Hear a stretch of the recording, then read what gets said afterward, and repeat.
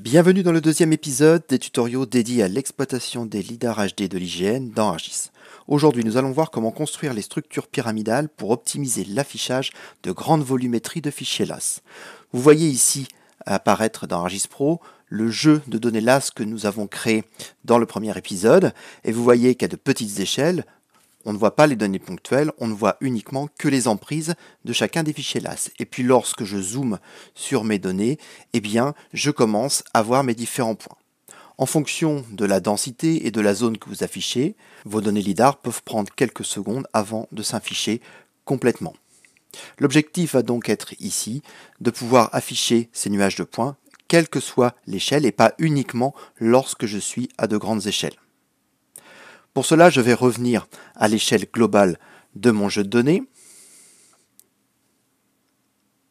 Je retrouve bien donc les emprises de mes 40 tuiles de fichiers LAS.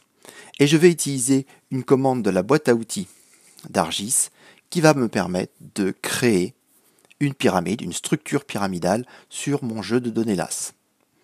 En termes d'arguments, je vais d'abord lui indiquer le nom de mon jeu de données LAS.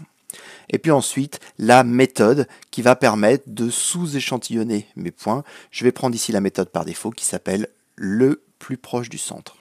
En fonction du nombre de points que j'ai dans mon jeu de données LAS, mon traitement va prendre de quelques secondes à quelques minutes.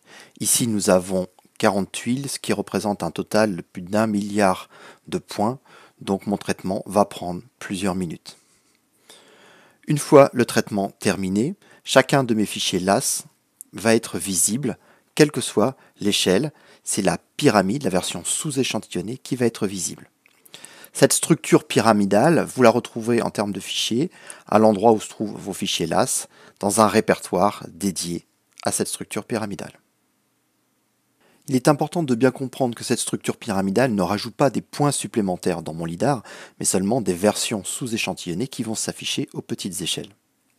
Je peux vérifier ici que mon jeu de données LAS a toujours 1 milliard de points, j'en ai pas plus que tout à l'heure. L'avantage véritablement d'avoir calculé ces structures pyramidales, c'est la performance d'affichage. Je vous propose ici de naviguer à travers ce milliard de points et vous voyez que la navigation est totalement fluide dans ArcGIS Pro.